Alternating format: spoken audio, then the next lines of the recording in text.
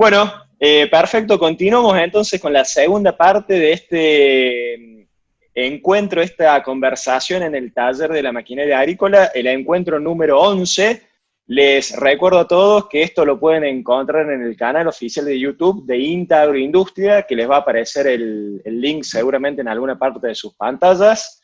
Esto es un producto de todos los referentes de mecanización agrícola de INTA, que lo hacemos más o menos cada 15 días. Bueno, en el canal oficial de YouTube van a poder encontrar no solamente la grabación del día de hoy, sino que grabaciones anteriores también, donde hablamos de tractores, donde hablamos un poco de cosechadoras, donde hablamos de pulverizadoras, donde hablamos de agricultura de precisión. Esto, les recuerdo también, llega a todos ustedes a través de las redes sociales, de YouTube, de Twitter, gracias al trabajo incansable de dos personas que son muy importantes en el equipo, como son Lucas Cuevas y Mauro Bianco de la Estación Experimental de Manfredi, que son los que realmente saben cómo se edita este material, cómo se publica este material, así que muchísimas gracias a ellos. Sin el trabajo de ellos dos sería muy difícil para nosotros que somos ingenieros agrónomos poder pasar en limpio este material, así que gracias nuevamente. Entonces, continuamos con la segunda parte de este encuentro número 11. Más temprano hablamos un poco de lo que era siembra de alfalfa con la ingeniera Silvia Olivo y el ingeniero Fernando Escaramuzo de la Estación Experimental de Manfredi. Ahora nos movemos 975 kilómetros en dirección noroeste y nos vamos hasta la Estación Experimental de Salta, allí en la localidad de Cerrillos, de la provincia más linda de la República Argentina, y le vamos a dar la palabra al ingeniero, al doctor Mario De Simone, referente histórico en mecanización agrícola para INTA y para la República Argentina y para otros países del globo. Y Mario, muy amablemente, le hemos solicitado y él nos va a hablar algunos minutos de un tema importantísimo cuando nosotros pensamos en cualquier equipo mecanizado en la producción agrícola o ganadera, como es algunos criterios a tener en cuenta justamente en la gestión de los equipos mecanizados. Así que, sin más, Mario, el micrófono es todo tuyo y te escuchamos muy atentamente. Ya en estos encuentros, en una oportunidad hablamos sobre el tractor agrícola. Esto sería una continuación. En aquel momento hablamos de, digamos, de las unidades de potencia, curvas, patinaje, rodadura, un poco hacer las distintas tipologías de tractores. Y ahora, bueno, apoyándonos en eso, en lo que hablamos en esos dos encuentros de 25 minutos más o menos cada uno, yo quería referirme un poquito a lo que hace a la gestión dentro de la empresa de el tractor, por supuesto como máquina más cara, Bueno, yo tuve la suerte de tenerlo al ingeniero Gasparetto, profesor italiano, de tenerlo como maestro. Con él es con la persona con la que primero empezamos a analizar este tema. Muchos de ustedes lo conocerán, ha sido maestro de muchos de los argentinos que ya estamos en edad de retirarnos, Mario, bueno. Él decía que el primer paso es decir, ¿cuál es el plan de producción? Se le puede llamar plan de negocio. ¿Qué es lo que quiere hacer la empresa? Para poder referirme a este tema, yo quisiera, nos vamos a basar en un caso hipotético de un plan de producción de un campo ubicado en el este de Salta, Las Lajitas, que hace 2.000 hectáreas de siembra directa en soja, hace unas 1.000 hectáreas de maíz, también en siembra directa, rotando. En esas 3.000 hectáreas se rotan cada año de manera de que cada 3 años haya una hectárea de maíz y 2 de soja en un lote. Y es una finca que en su parte más hacia el este, más seca, tiene 3.000 hectáreas de Gatton Panic, que es una forrajera muy importante en todo lo que es el noroeste argentino, introducida por el INTA en la década del 70, donde se produce, se hace el ciclo completo, ¿no? Lo primero que nos decía el ingeniero Gasparetto es decir, bueno, vamos a hacer un calendario de labores. ¿Qué es lo que vamos a hacer? Yo le digo en la agricultura, nosotros vamos en este campo, que yo les decía hipotético, vamos a pasar una rastra de discos pesada en el 10% de la superficie, es decir, 300 hectáreas por año. Ustedes me dirán, ¿por qué? Y bueno, porque acá nosotros tenemos problemas con un complejo de picudos, que son dos curculiónidos, el Sternenchus y el Rhizomatus, que producen serios problemas. En sistema de siembra directa ellos pasan su ciclo en el suelo, y si bien con insecticidas se los controla, está visto que cada 10 años hacer un pasaje de rastra en el mes de octubre, noviembre, que es cuando ellos empiezan a emerger, reduce muchísimo las poblaciones de estos insectos después en el cultivo. O sea que entre el 20 de octubre y el 10 de noviembre yo tengo que hacer 300 hectáreas en este establecimiento con rastra de disco pesada. La otra actividad que tengo que hacer es entre el 20 de noviembre y 20 de diciembre, yo tengo que implantar la soja. Ahí se arregla, uno arranca con los ciclos más cortos y termina con los ciclos más largos, y la productividad se asegura en ese cultivo. Después, entre el 20 de diciembre y el 10 de enero, hacemos la implantación del maíz, también en buena fecha.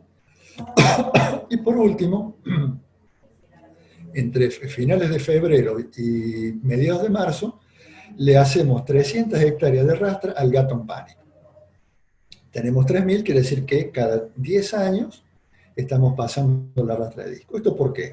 Esto es una práctica que recomienda el INTA de Leales, porque está comprobado que esta pastura, después de una cantidad de años, almacena mucho carbono en el suelo y secuestra mucho nitrógeno. Y empieza decae la producción. Además, es un banco de semillas muy importante que tiene, que pasando la rastra de disco en este momento, se lo renueva en una forma espectacular al cultivo.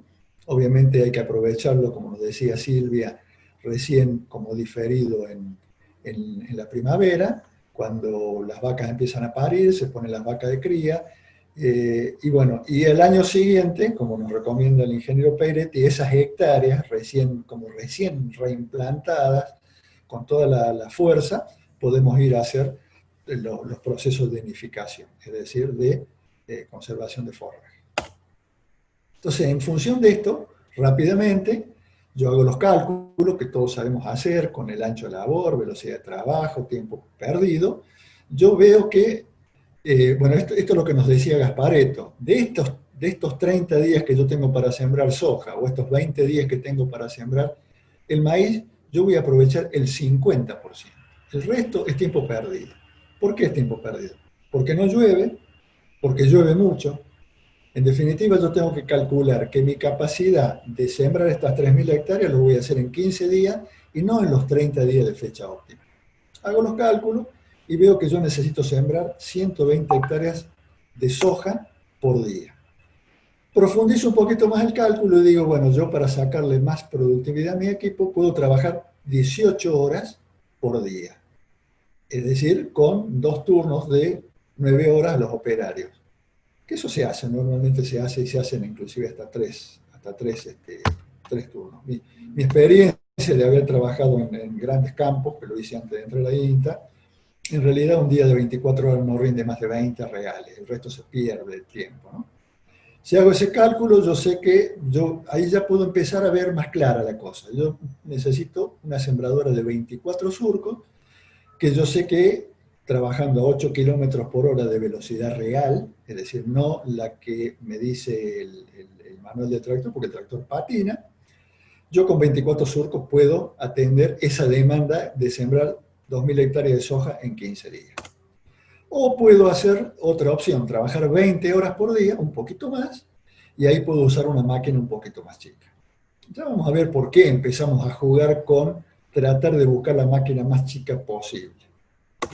Y hablando de la rastra, yo necesito hacer unas 30 hectáreas en esas fechas, unas 30 hectáreas por día de rastra, que ya sin necesidad de ir al doble turno, que tiene sus complicaciones, hay que pagar horas extras, etcétera, etcétera, trabajando 8 o 10 horas por día, con una rastra de 5, 6, 7 metros, yo puedo satisfacer mis necesidades.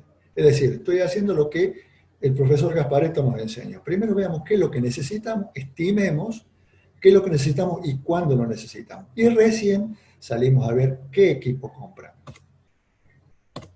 Entonces, de acuerdo a esas demandas, que yo ya las analicé y que conozco mi empresa, yo de acuerdo a esas demandas salgo a buscar los equipos. Y bueno, busco. Nosotros en el país tenemos excelentes sembradoras. Puede ser una Crucianelli, puede ser una Apache, puede ser una Agrometal. Yo acá le puse una foto de una Agrometal, que es una máquina muy buena. No estamos diciendo que es la mejor, es una máquina muy buena como son las máquinas argentinas. Y me ofrece una sembradora de 22 surco o de 24, que es lo que yo estaba necesitando, de acuerdo si trabajaba 18 o 20 horas por día, con un costo de más o menos 70 o 72 mil dólares según el modelo. Y sé que cada cuerpo, para moverlo, para que trabaje en el campo, cada uno de esos 22 cuerpos me van a demandar en la retiro un esfuerzo de 200 kilos por cuerpo. Eso en un suelo normal, digamos. Por ahí en un suelo pesado puede ser un poquito más, un suelo más liviano, como los del este de Santiago del Estero, puede ser un poquito menos, pero más o menos tenemos que tener ese dato. Los kilos de esfuerzo que yo necesito por disco. Lo mismo hago con la rastra. Voy y veo, Genovese provee una rastra excelente, como la provee WT, como la provee en otras tantas fábricas argentinas. Una rastra que con 44 o 48 discos puedo tener esos 5 o 6 metros de ancho que necesitaba. Sé que la puedo hacer trabajar a una velocidad real de 7 kilómetros por hora, un peso por disco de 100 kilos para poder hacer los trabajos que yo necesito en un Gatton Panic, donde yo voy a necesitar mover no solamente las matas secas de Gatton Panic viejo, sino también necesitar mover alguna leñosa, que son problemas reales. Esa rastra me cuesta entre 22 y 25 mil dólares, y yo sé que me demanda en la barra de tiro, por metro de ancho de esa rastra, 720 kilos. Entonces ya estoy cumpliendo el primer paso que el ingeniero Gasparetto nos enseñaba, en función de un calendario de labores que tiene una justificación, como un negocio dentro de la empresa. Yo fui y busqué qué máquinas yo necesito para accionarlas. Siguiente, voy a buscar un tractor. Bueno, para estas necesidades yo voy a buscar un tractor, pues ya supongo que estoy en los 200 caballos, 220 caballos, de acuerdo a lo que me dicen los manuales de la sembradora, lo que me dice el manual de la rastra, estoy en 200, 240 caballos. Esa es una potencia que ya tengo que ir a un tracción, con tracción delantera asistida. Ya un simple tracción ya me quedo corto para esas potencias que necesito. Como habíamos visto en la etapa anterior, en la segunda encuentro del tractor, estos tractores tienen una distribución de peso, y acá es donde empezamos a hablar del peso como una variable fundamental. Fundamental. Porque a mí los manuales de las fábricas y los vendedores en la concesionaria me dicen potencia. No, vos para esa sembradora vos necesitas tanta potencia. Y potencia, pero ¿con cuántos kilos? ¿Con 40 kilos por caballo? ¿Con 60 kilos por caballo? Ah, no sé. No, pero con 200 kilos, llévate 240, que con eso va a andar bien. Y ahí es donde yo empiezo a meter la pata, porque puedo obligar a mi empresa a hacer una inversión más alta de la que era necesaria. Ahí viene el costo de oportunidad, todas cosas que nosotros conocemos. Esta tracción delantera asistida del tractor, sabemos por lo que habíamos dicho, el 60% de su masa o de su peso lo descarga en el eje trasero y el 40% en el delantero. ¿Cuándo? Cuando está detenido el tractor, cuando el tractor tiene velocidad cero. Cuando lo muevo, estos valores me cambian. Y empiezo a hablar ya, ¿me cambian en qué? En la distribución, porque ya el peso que yo tengo en el eje delantero pasa a ser el 30, no el 40, y en el trasero el 70, y los pesos que ahora tengo en estos ejes con peso adherente son más altos que acá. Es decir, si un tractor acá por ahí pesaba 13.000 kilos, acá no es raro que cuando yo haga los cálculos me está pesando 15.000 kilos. ¿De dónde salieron esos 2.000 kilos? Se los transfirió el implemento. El implemento nos transfiere, el implemento nos ayuda a comprar, a gastar menos plata en masa, por lo tanto tenemos que manejar bien esos 200 kilos que me demanda la sembradora por cuerpo, o esos 720 kilos que me demanda la rastra por metro de ancho, yo los tengo que empezar a manejar para usarlos con inteligencia y ganar más plata. Entonces empiezo a hablar de peso adherente. Es decir, el tractor se está moviendo, pesa 15.000 kilos. 70% en el eje trasero, 30% en el eje delantero. Lo paro y de esos 15.000 kilos, 2.000 desaparecen. Pasa a pesar 13 con esa distribución. Eso, por eso yo lo elijo. Y acá donde viene, donde yo me planteo un objetivo muy importante, que me lo dice en el libro, de la eficiencia tractiva global. ¿Qué es esto? Esto quiere decir cuántos caballos yo voy a tener usando en la barra de corte para tirar esos 200 kilos que me demanda la sembradora o los 700 de la rastra, en relación a los que tiene el motor y en los que me está obligando que yo gaste combustible. Si yo hago la hormonización correcta, puedo llegar con este tipo de tractores a llegar al 65, 60, 65, 70% de eficiencia atractiva global. Es decir, tengo 100 kilovatios en el motor, yo en la barra de tiro voy a tener 65, 70, si hago las cosas bien. Entonces, bueno, me voy al mercado, así como vimos la sembradora, y yo elegí 3 modelos de primerísima línea, por la tecnología que tienen, no es ninguno mejor que otro, son opciones diferentes. Uno es un Puma, un case, con 156 kilovatios, que tiene, me dice el fabricante, acá donde tengo que empezar a abrir el ojo, me dice el fabricante, el peso máximo admisible son 13.000 kilos. ¿Qué quiere decir? Que no le puedo poner más kilos que eso. No me puedo poner a cargarlo porque yo necesito kilos para tirar. ¿Por qué? Porque el fabricante me está diciendo que ese es el máximo. Son tractores que en algunos casos no tienen chasis, es decir, el chasis lo hace el motor, la caja de cambios y la transmisión. Eso está calculado los esfuerzos a los que va a estar sometido. Y me dice, usted puede ponerle 13.000 kilos, más no le puede poner. Y vale $180.000.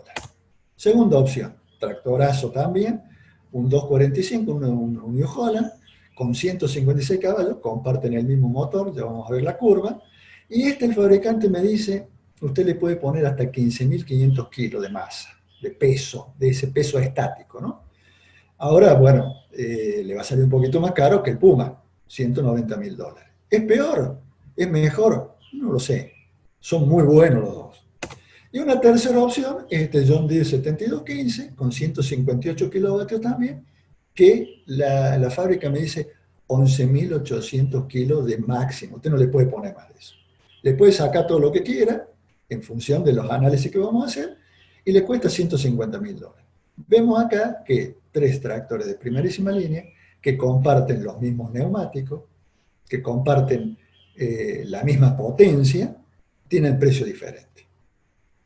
El precio diferente puede ser porque yo soy cliente mejor cliente y me hacen un precio, no sé, la fábrica, una fábrica cuando le quiere vender tractores al ingenio Ledesma lo vende al costo, porque, claro, le vende 100 tractores y es el tractor que usa el ingenio Ledesma.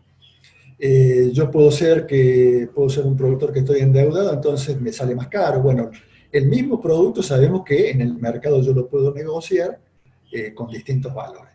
Pero esto no quiere decir que cuando yo voy a hacer un análisis comparativo no tome los valores reales de mercado de hoy. ¿Qué me fijé además en estos tractores? Y que tienen más o menos la potencia que yo calculo que voy a tener, tienen las cajas de cambio que me permiten ir a la velocidad real con la sembradora de 8 kilómetros y con la rastra de 7 kilómetros, miré la selección de los cambios, que tiene que ser a potencia máxima, y también sus neumáticos. Yo me busqué en la tabla, como habíamos visto en la charla anterior, sus neumáticos soportan los pesos adherentes que yo le voy a pedir que carguen esos neumáticos cuando le ponga los 15.500 kilos y le ponga la sembradora con 24 surcos atrás. Entonces, con esos conceptos, yo digo, bueno, yo voy a analizar cuál tractor compro. Voy a hacer un análisis. Entonces me voy, busco el libro del tractor agrícola, como otros, este libro lo trata bien. Acá Laurita Draghi, que es una eminencia que tenemos en la Universidad de La Plata, nos explica perfectamente cómo vamos a hacer los cálculos que yo les voy a mostrar en forma resumida. Pero fíjense, ya estamos razonando de otra manera. No voy y le pregunto al vendedor del concesionario qué tractor tengo que comprar. Y él se fija en un folleto de Agrometal y dice, para ese tractor necesitas 220 caballos. Y para esa sembradora necesitas 240. ¿Qué 240? ¿Qué 220? ¿Con qué masa? ¿Con qué eficiencia de uso? Te dice el vendedor. Al vendedor le enseñaron que te diga eso. Ahora, si nosotros somos un profesional que está en una empresa, que queremos que la empresa gane plata, tenemos que hacer otro tipo de análisis. Y es lo que se propone en este libro, como en otros también, ¿no? Voy, me bajo, como lo bajé de una institución europea, me bajo la curva, en este caso del mismo motor que tiene el Puma y que tiene el New Holland, el motor de John Deere es otro, y veo, bueno, cuáles son sus características, reserva de par, quiere decir que si yo elijo trabajar a potencia máxima, cuando yo le voy a poner la sembradora a potencia máxima y tengo demandas importantes, yo tengo respuesta, una buena respuesta en la curva de par motor, en momentos, sobre todo en labranza, que puedo tener algún sector más duro del campo. Veo que el consumo específico es un consumo específico bajo.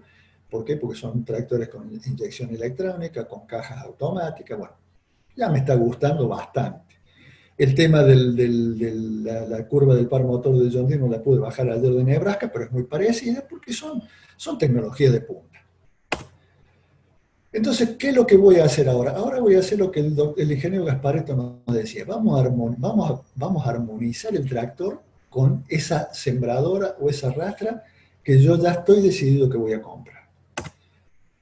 ¿Qué considero? Y bueno, estábamos hablando de la eficiencia global de tracción, que es lo que yo les decía recién al principio, es la potencia que tengo en la barra y la que tengo en el motor, que estoy usando.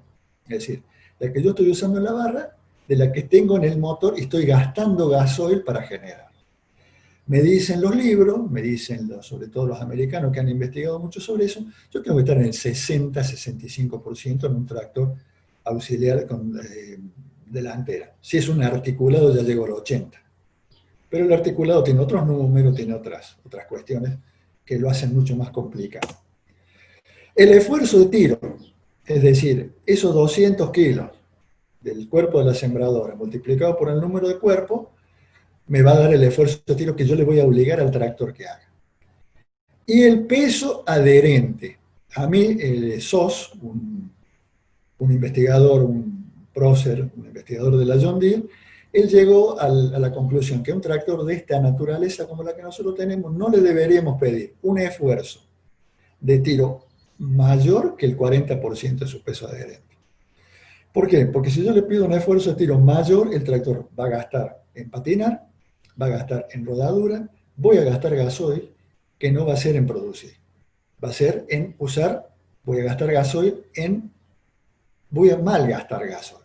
Entonces, otro criterio fundamental, el esfuerzo de tiro, ese que le pido, 40% del peso adherente.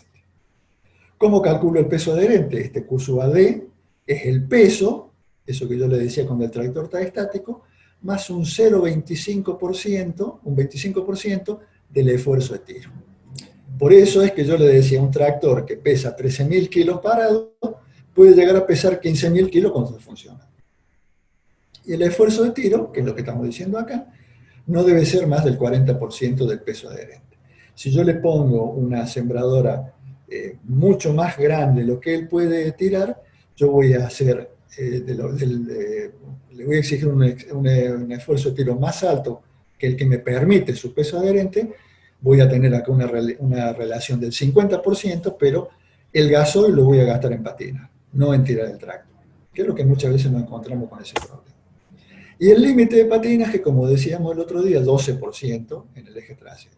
El eje delantero va a patinar un poquito más porque está el avance cinemático en un tractor auxiliar delantero que es un 2% más. Quiere decir que en condiciones de cero patinaje, la rueda delantera va un 2% más rápido. Eso lo vimos ese tema lo vimos cuando conversamos sobre las otras partes.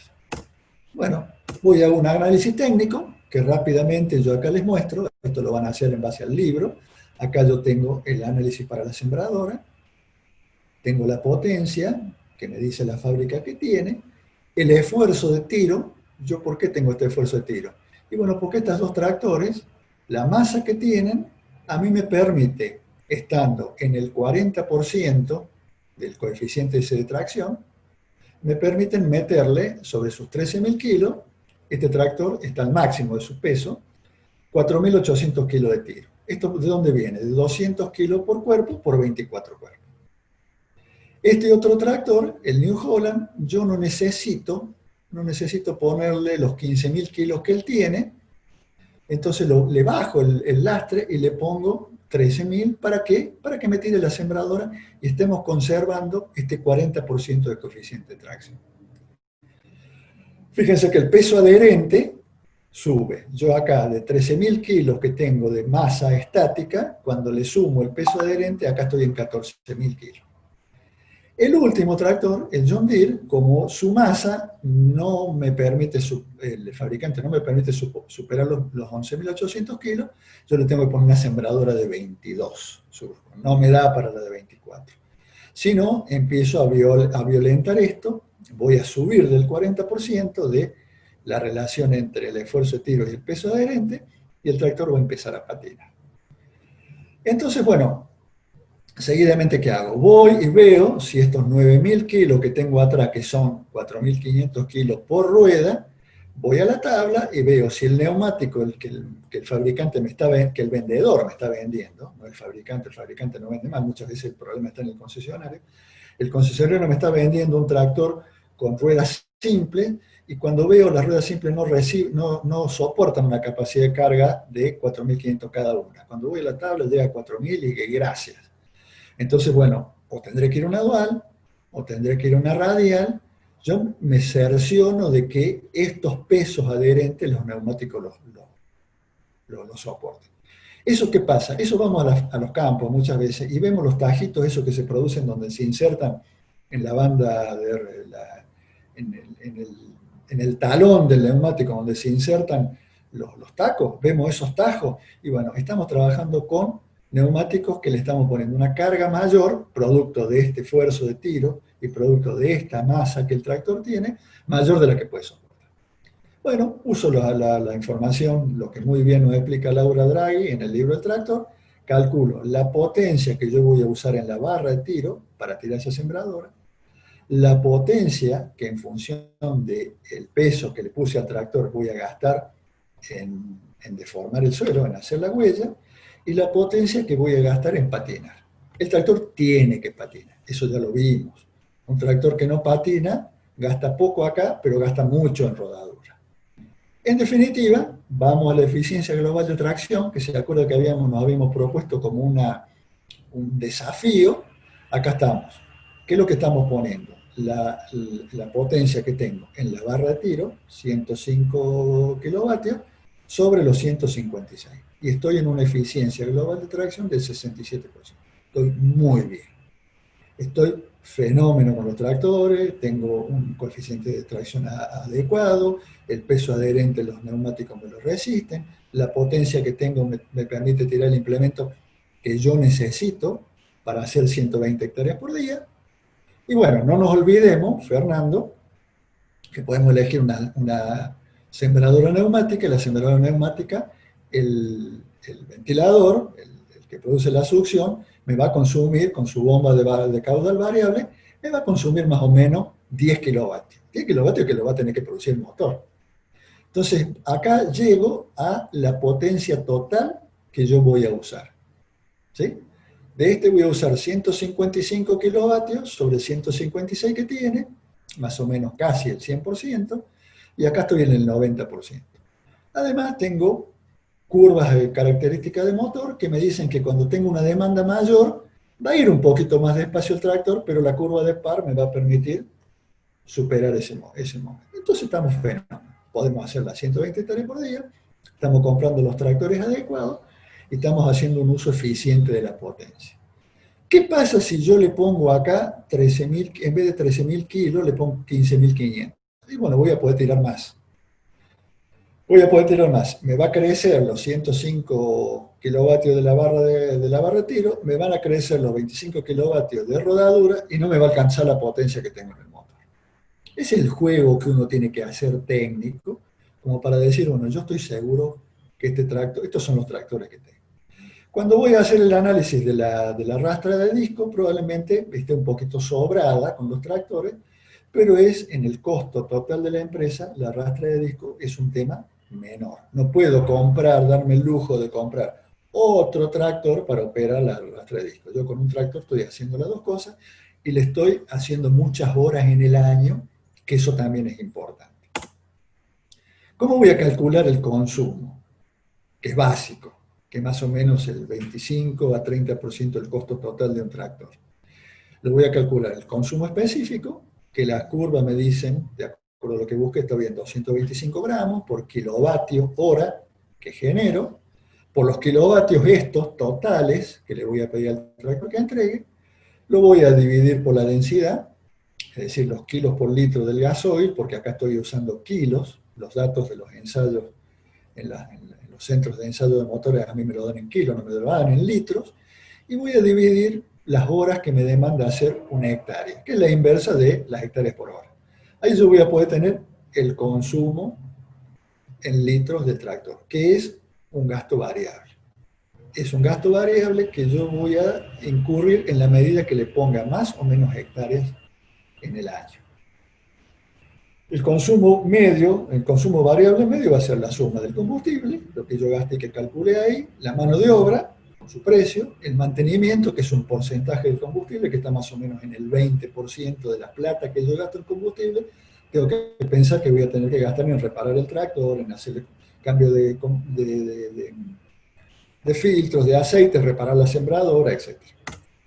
El costo fijo, que acá es donde empieza a ponerse complicada la cosa. Yo tengo que amortizar la máquina. La máquina la tengo que amortizar porque yo en 10 años esa máquina o está desgastada porque lo usé mucho, o es una máquina obsoleta.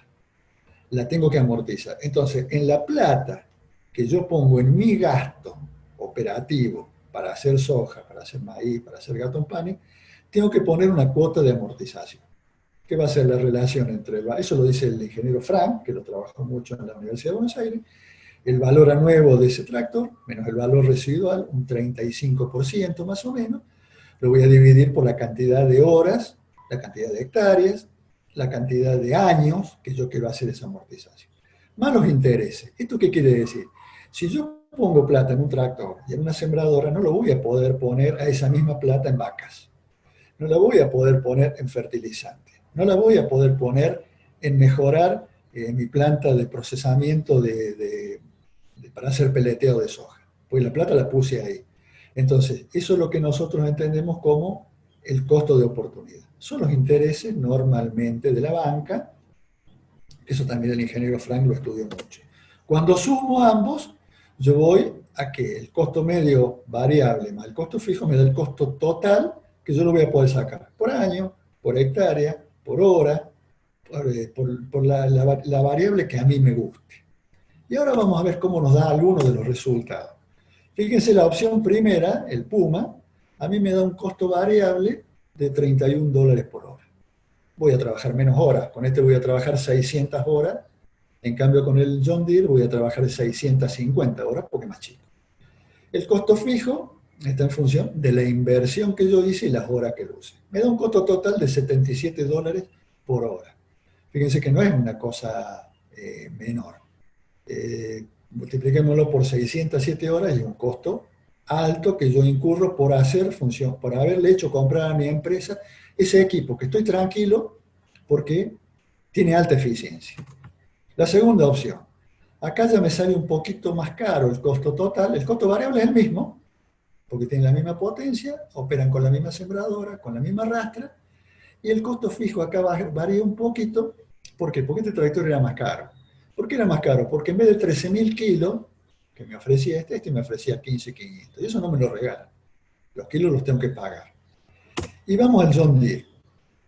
El John Deere, yo trabajo con 22 kilos, con 22 surcos, la rastra más chica de 5 metros, y tengo un costo total de $65 por hora. ¿Es mejor el John Deere? No es mejor el John Deere. ¿Es peor el New Holland? No es peor el New Holland. Las opciones, las tres opciones que yo planteé acá con una justificación, hay una que es más económica y que se adapta más a mi empresa, a mi situación, a ese calendario de labores que el ingeniero Gasparetto nos decía que es de donde debemos partir. La opción 3 es un 17% más bajo. Quiere decir que si yo gasto $40.000 en uno, en otro voy a gastar casi 50, o que no es una cuestión menos. Entonces, ¿qué quería? Acá termina, esto yo lo hablaba el otro día con mi hija, que ella es economista, se dedica también a economía rural. Hablaba con ella sobre estos temas, porque hay muchas formas de abordarlo con los métodos de ASAE que son complejos. Hablábamos de este tema porque yo tenía que dar ella la clase en la Universidad de Florencio Varela. ¿Y qué es lo que hicimos hasta ahora? Hasta ahora hicimos un estudio, hasta ahora hicimos un presupuesto. Pero ¿qué es lo que tenemos que, cuál es el paso que tengo que, si tomo la decisión de comprar esos equipos y no contratar a un contratista? ¿Por qué? Porque el contratista a veces me hace incurrir en los costos de demora, porque no viene en la fecha que yo necesitaba, siembro la soja más tarde, siembro el maíz más tarde, o me viene y me quiere sembrar a 12 kilómetros por hora y cuando yo le digo algo se me va, a mí me ha pasado, finca me ha pasado, un tipo me estaba sembrando la soja a 15 kilómetros por hora, cuando le dije que baje, se fue, ni discutió. Entonces yo puedo tomar una decisión en mi empresa de comprar el equipo. Ahora, después tengo que ir al control de la gestión, porque la gestión es planificar, es asignar recursos y después hacer un seguimiento, control y evaluación. Esos números que yo puse son reales, puedo hacer las hectáreas que pensaba que iba a hacer, eh, gasto ese combustible, gasto ese aceite, ahí viene el control de gestión y es una cuestión que se retroalimenta. ¿Qué quiero ponerle ahí con los horneritos? Cuando nosotros los especialistas en maquinaria nos deslumbramos cuando vamos a una exposición y vemos el tractor autónomo y si tiene 1000 caballos y si tiene la oruga de goma más nueva y además tiene control auto, tiene power shift y tiene transmisión híbrida y tiene cuánto cosa que tiene y nos enamoramos de ese tractor. Cuando vayamos a trabajar en una empresa tenemos que pensar que es una herramienta para ganar dinero. Y para eso la gestión es una cuestión clave. Y terminamos. Es lo que le puedo aportar esto. Es producto, yo lo he puesto en práctica en mi vida profesional. Yo he administrado campos, yo lo he puesto en práctica. Y de todas las formas de encarar la gestión es la que mejor me ha resultado. Bueno, José, estamos Bueno, listos. bueno, muchísimas gracias, Mario. Bueno, ahí está justamente abajo en la parte inferior de la pantalla la dirección de email del doctor De Simone para que se comuniquen con él, cualquier duda que tengan sobre este tema o sobre cualquier otra temática relacionada a la mecanización agrícola, al tractor agrícola. Los implementos con que se trabaja en una empresa, ¿no? Ya que estamos, ya que lo nombraste varias veces, acá lo tengo, casualmente, no se ve ahora, pero ahí se ve, el libro al cual hacía mención Mario, muy recomendable como publicación de referencia. Y Mario, yo lo único que puedo decir, como se decía antes, esta fue una presentación para imprimirla, encuadernarla y tenerla ahí como referencia. Capaz que los millennials que me escuchan dirán de qué está hablando pero bueno, googleen y se van a ubicar. ¿A qué me refiero? Espero que sirva, José. Espero que sirva porque yo sé que es una cosa que se gasta a veces dinero en la empresa por no hacer estos cálculos, se gasta más, o a veces te quedas corto porque vos fuiste al concesionario y compré una sembradora neumática con siembra variable y que tenía 10 surcos y necesitaba 200, no pensar en 200 kilos, sino que el vendedor me dice, llévate este tractor de 125 caballos, y resulta que ese tractor de 125 caballos, yo cuando lo pongo a funcionar, lo tengo que poner a fondo, y tiene una bomba de caudal constante, el aceite se recalienta porque la sembradora usa una parte, la otra la tengo que hacer volver por el retorno, se me calienta la transmisión, y bueno, ¿qué es lo que sale ese productor? Primero, no hace el trabajo, después sale a mal vender su tractor para comprarse otro, y el tema de la máquina hay que verlo desde el punto de vista de la plata. Yo siempre le digo a mis alumnos cuando dan maquinaria, si yo tengo una máquina fotocopiadora, es para sacar fotocopias, la tengo que mantener bien, tiene que estar, si me piden 1000 fotocopias las tengo que hacer, y no la puedo tener, no puedo tener una fotocopiadora mucho más grande de la que me van a demandar donde yo estoy teniendo. ¿Por qué? Porque esa fotocopiadora se hace vieja, esa fotocopiadora después no vale nada, y yo de lo que invertí y recuperé en producción, perdí plata, o perdí mi trabajo. Me parece que ese es el concepto importante a tener. Es una máquina para hacer dinero. Excelente, Mario, excelente. Bueno, pasamos así sin más a la sección de preguntas y respuestas. Está abierto el micrófono para todos. Fernando, adelante. Bueno, Mario, excelente tu presentación, como todas las que has hecho. Por privado hablábamos que qué fácil hubiese sido, o qué oportuno hubiese sido tener un profesor como vos en la facultad. Y eso no sé si es porque es una etapa más de maduración de uno, que en donde ya tiene otro punto de vista y ha visto más globalmente la situación. Entonces, en realidad hubiese sido una gran oportunidad contar como vos como profesor. Doy las gracias de tenerte ahora, como a todos los chicos también, como a Mario, pero sos una persona muy clara en tus expresiones y en tus conceptos y en cómo plantear la temática.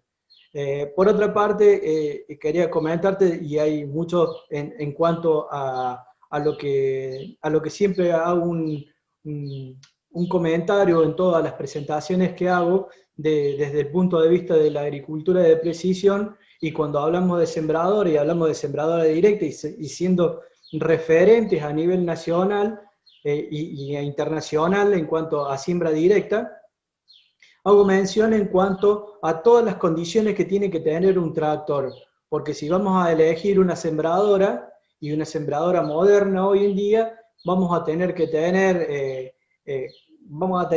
varias cosas en el tractor. Por supuesto, una hidráulica que sea espectacular, porque hoy en día las máquinas cada vez vienen de mayor ancho de labor, y levantar una máquina y hacerla girar en la punta, y ni hablemos si son neumáticas, como recién decías. En alguna oportunidad tuve la suerte de hacer unas pruebas cuando estaba la fábrica BHB aquí en Oncativo, y había hecho una prueba con uno de los tractores porque me empezaban a aparecer estas máquinas de cada vez de mayor ancho de labor, con mayor número de motores hidráulicos, y entonces empezamos a hacer pruebas con los motores hidráulicos, y bueno, llegamos a los 30 minutos, 40 minutos, y pinchamos todas las mangueras, rompimos todo, pero bueno, en realidad esa era la prueba, ver cómo iba la evolución, cómo levantaba la temperatura, si aguantaba o no aguantaba, y en función de eso fueron evolucionando los tractores en cuanto a hidráulica. Pero más allá de la hidráulica, tenemos, por supuesto, hablaste muy bien de la potencia requerida, ¿sí? En función de la cantidad de líneas, de la cantidad de cuerpos, y tenemos que hablar de la electrónica hoy en día, porque las máquinas ya empiezan a aparecer todas eléctricas. Entonces, bueno, tenemos que contar con excelente, digamos, disponibilidad de electricidad, y en esa función, y por ahí podés comentarnos después cómo va la evolución de los tractores en cuanto a tractores, ya pensando en un tractor híbrido, ¿no? Y que me parece que es la tendencia hacia futuro. Y por otra parte está el tema de conectividad en los tractores.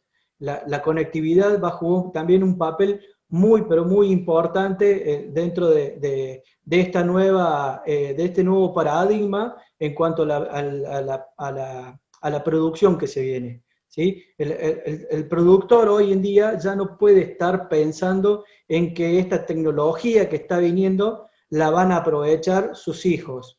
Eso es mentira. No la van a aprovechar sus hijos, la van a tener que empezar a adoptar y a hacerse de esta tecnología porque los cambios son muy abruptos, son muy grandes, son muy rápidos. Entonces no pensemos de que esto va a ser utilizado por nuestros hijos.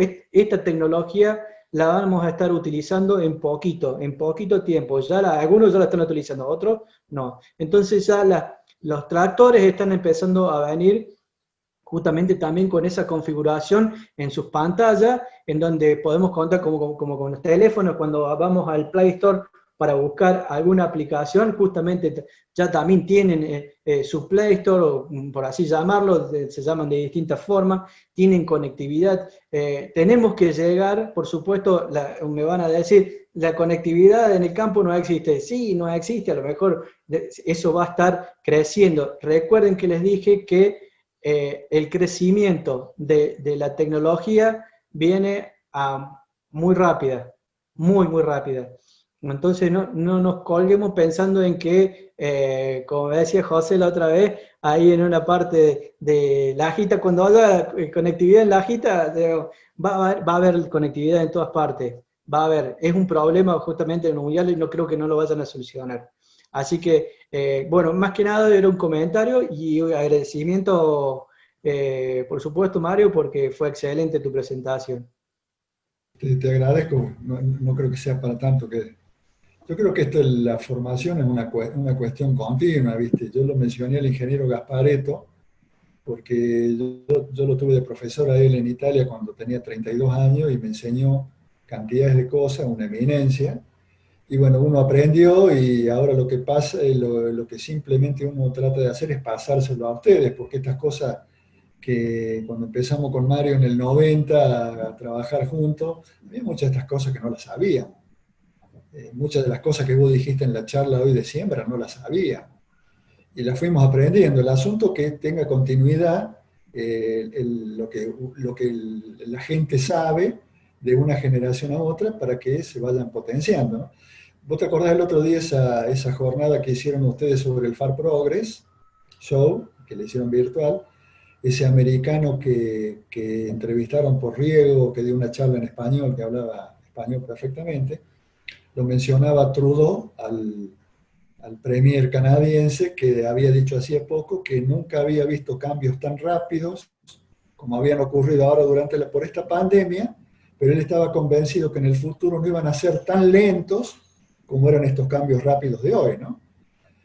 Vos lo que estás hablando de la mecatrónica, y es todo un tema, la electrónica, que es la que gobierna el funcionamiento de la mecánica y de la hidráulica, eso también lo que nos genera demandas mucho más grandes en capacitación, inclusive nuestra, ¿no? Ya no nos alcanza con estudiar la curva de par motor a los que se formen en mecanización, ya nos alcanza, hay que estudiar electrónica, hay que estudiar hidráulica, porque son las herramientas comunes, ¿no? Pero yo lo que quiero reflexionar sobre esto es que lo que me enseñó Gasparetto a mí en el año 88 sigue estando vigente. La máquina que nosotros vamos a comprar la vamos a tener que pagar con lo que producimos. Y tenemos que comprar la máquina no solamente porque nos gusta, porque tenemos esa tendencia nosotros a comprarla mejor porque nos gusta, sino es la máquina que necesitamos. Si hoy estuviéramos hablando de forraje, no estaríamos tan complicados con el peso del tractor, sino estaríamos complicados con la potencia en la toma de fuerza y con el sistema hidráulico que tiene. O sea, las demandas son totalmente diferentes. El asunto es reflexionar de no ir al concesionario y decirle al vendedor, che, ¿qué tractor compro? Sino de, como profesional, poder hacer el análisis para llegar a un número. Me conviene este más porque me cuesta $10.000 menos por año. Esa es la justificación. Entonces me parece que esa es la reflexión que me gustaría que quede, ¿no? Que es lo que a mí me transmitió Gasparetto en aquel momento.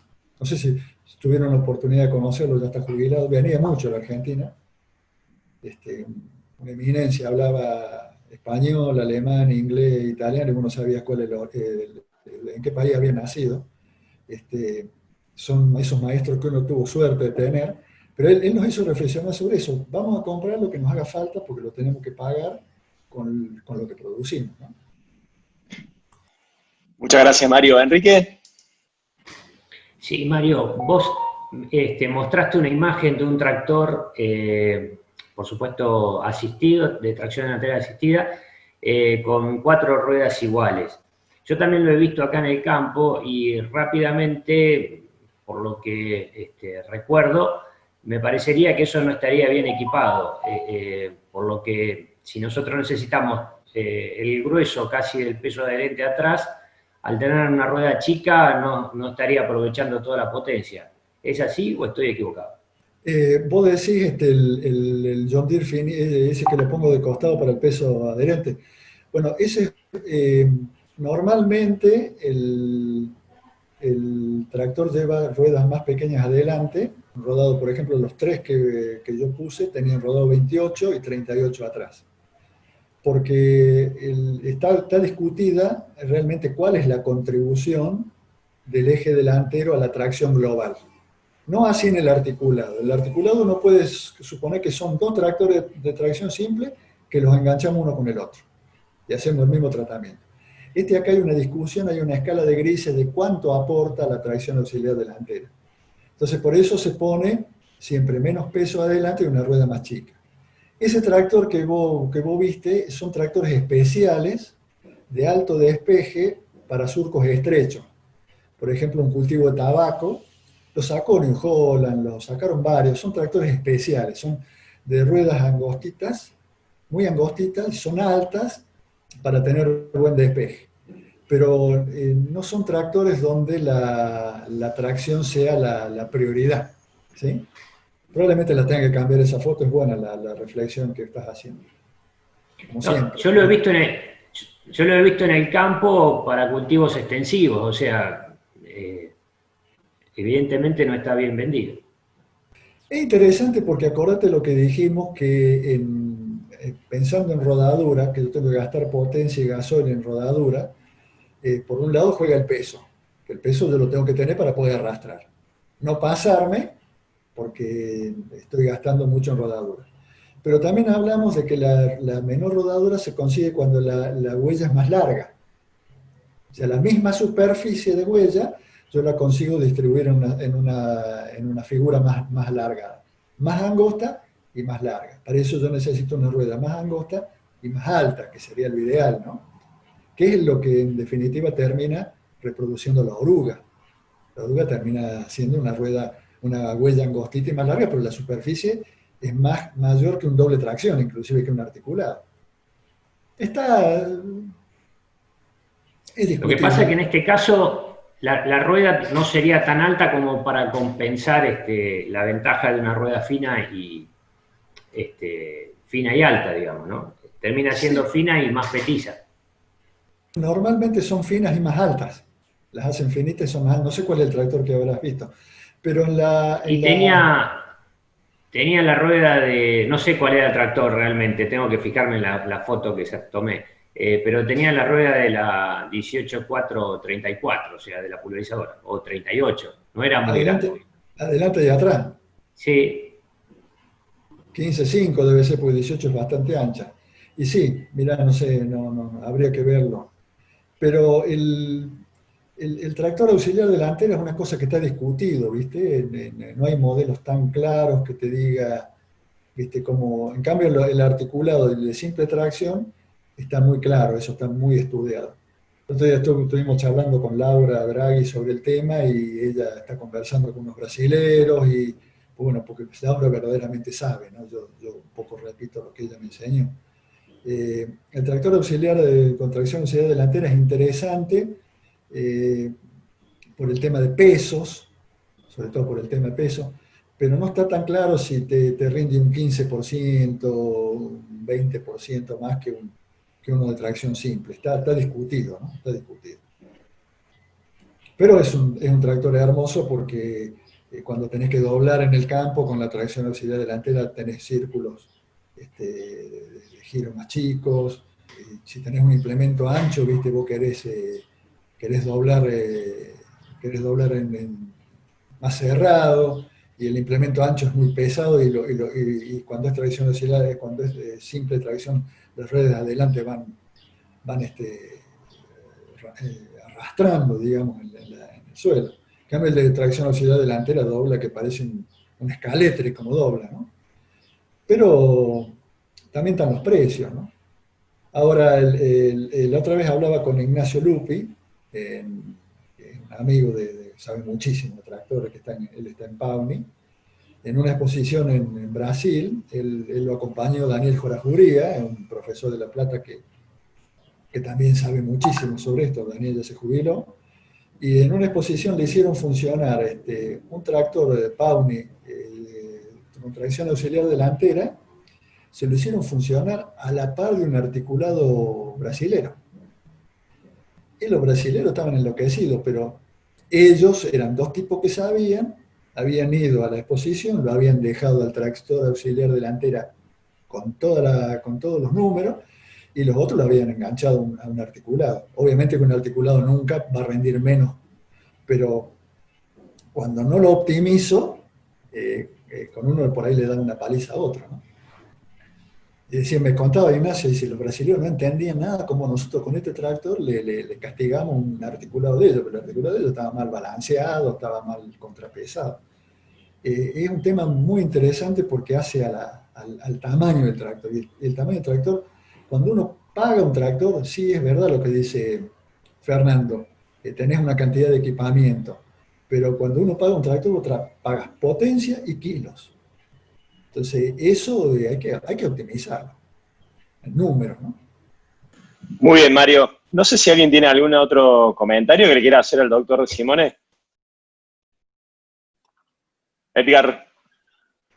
Sí, excelente la presentación, muy interesante. Estamos aprendiendo también, repasando viejos conceptos. Y la pregunta por ahí es para Mario, es ¿qué relación por ahí peso-potencia para una sembradora, por ejemplo, que tenga una demanda en la barra de tiro de 4.800, ahí como ponía los ejemplos, pero por ahí como para tomar ideal, porque por ahí muchos de los productores que van a comprar la sembradora ya tienen el tractor, entonces es como que tienen que ajustar el tractor que tienen a lo que venden, y por ahí no se ajusta mucho. También quería preguntarle un poquito con la velocidad de trabajo, porque a lo mejor a bajas velocidades de trabajo el tractor se ajusta mejor, y a altas velocidades por ahí está más limitado, sabiendo que la mayoría por ahí de los sembradores son contratistas, quieren hacer hectárea y lo quieren llevar al límite, ¿no?, a los equipos. ¿Qué recomendación nos daría al respecto? Y mira, Edgar, la primera pregunta, si el productor tiene el tractor, tiene que pensar en la sembradora para ese tractor. Pero si reflexionamos sobre lo que nos enseñó Gasparetto, hay que ver si esa sembradora, con la cantidad de horas por día que vos podés trabajar, te permite sembrar las hectáreas que vos necesitas sembrar, pensando en tiempos muertos, ¿no? Y la otra pregunta, los tractores con el tiempo, la tendencia es que se han hecho más livianos para trabajar a mayores velocidades, ¿sí? Si vos mirás ahí la comparación que yo hago de la sembradora que trabaja 8 con la rastra que trabaja 7, en la sembradora la limitante se te hace la masa.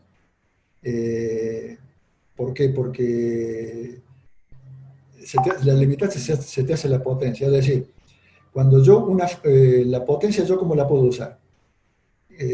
Haciendo la fuerza que necesita multiplicado por la velocidad. Si yo voy más rápido, demando más potencia, ¿sí? Y sigue siendo la misma la fuerza. Los tractores modernos hoy son más livianos que relativamente la masa por unidad de potencia. Son más livianos porque están hechos para trabajar más rápido, porque la tendencia es que se trabaje más rápido en el campo. Si vos trabajás a 6 kilómetros por hora, es más importante la masa. Si vos trabajás a 10 kilómetros por hora, es más importante la potencia y la capacidad de ir rápido. Ya deja de ser tan importante la masa. ¿Sí? No sé si te contesto. Y hay Sí. operaciones como todas las de forrajes, donde ya trabajas mucho más rápido y las demandas de potencia están ya en la toma de fuerza, ¿no? Y te sobra inclusive la potencia que puede tener un tractor. ¿Qué tal, Ulises? ¿Cómo andas desde Las Breñas, Charata? Buen día a todos. Viendo y escuchando un poco la pregunta de Edgar, y aprovechando que está Mario, yo quería preguntarle, que era una duda que tengo desde hace rato, es el sistema hidráulico. ¿Cuántos HP le quita al motor cuando estamos trabajando con una sembradora neumática que funciona con el hidráulico del tractor?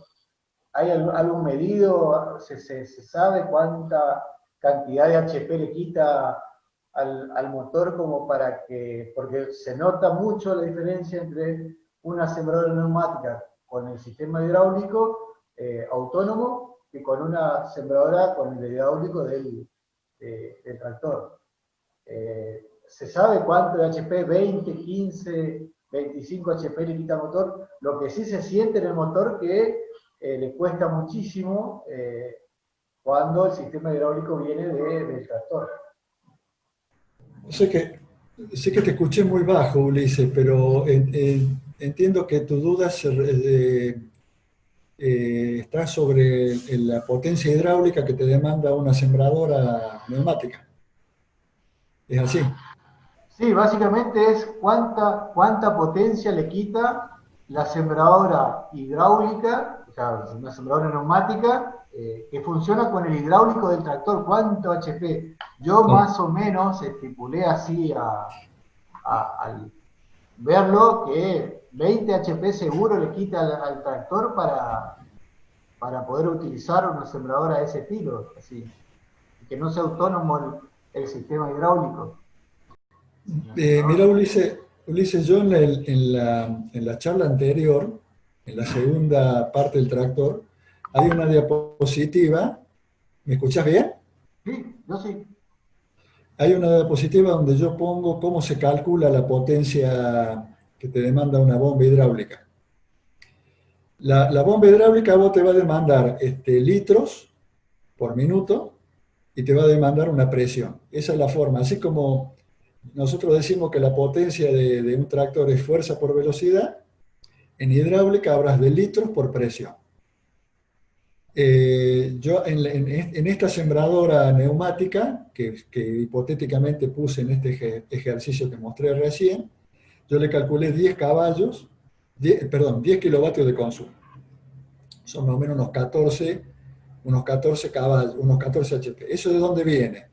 De pensar de que el ventilador para 24 surcos me demanda unos 50 litros por minuto.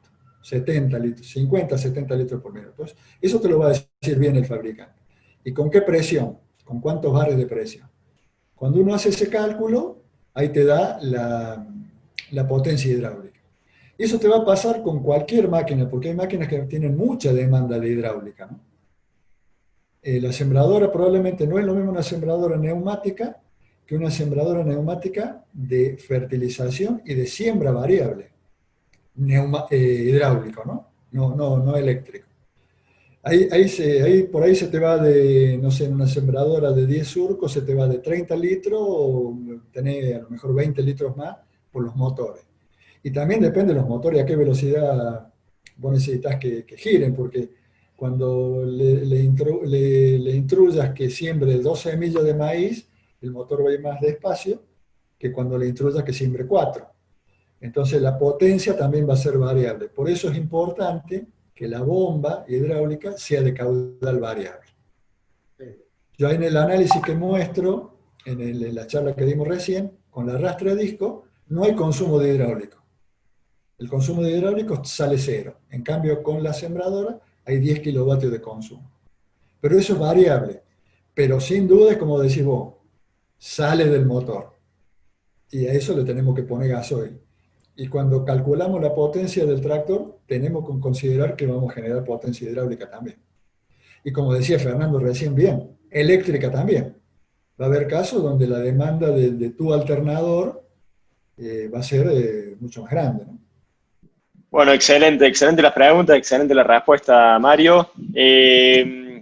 Creo que estamos más o menos sobre la hora, no sé si alguno quiere hacer una última pregunta. Si no, creo que estamos en condiciones de poder cerrar. Entonces, el agradecimiento a los tres disertantes del día de hoy, la ingeniera Olivo de la Experimental de Manfredi, Fernando Escaramuza también de la Experimental de Manfredi y el doctor de Simone de la Experimental de Salta, allí en la localidad de Cerrillos. Muchísimas gracias a los tres. Ha sido un placer escucharlos, como siempre. Creo que hemos podido registrar, hemos podido grabar material de alta factura técnica que queda disponible para los oyentes, para cuando lo quieran y puedan escuchar, para que vuelvan a visitar este material. No solamente los colegas profesionales y los productores, sino también la gente que esté estudiando alguna carrera agronómica que ha registrado este material para consulta y como fuente para aprender un poquito sobre gestión de equipos mecánicos y sobre siembra de alfalfa en este caso. De mi parte, muchas gracias a todos, a Enrique de la agencia de Crespo, a Juan Giordano de la Estación Experimental de Rafaela, al doctor de Simone de la Estación de Salta, a Fernando Escaramuza de la Estación de Manfredi, al profesor Gareto de la Universidad Nacional de Río Cuarto, al ingeniero Federico Sánchez de CLAS Argentina en este momento, lo vamos a escuchar dentro de 15 días, al ingeniero Loizaga de la Estación Experimental de Las Breñas en la provincia del Chaco, a la ingeniera Olivo, también de la Estación Experimental de Manfredi en la provincia de Córdoba, al ingeniero Marcelo Pamies de la Estación Experimental de Colonia Verites, también en la provincia del Chaco, y por supuesto, nuevamente el agradecimiento a Lucas Cuevas y Mauro Bianco por la ayuda en la edición y publicación de todo este material. Bueno, muchísimas gracias a todos y nos volveremos a encontrar en este formato virtual en otra nueva conversación en el taller de la maquinaria. Muchas gracias a todos. Saludos.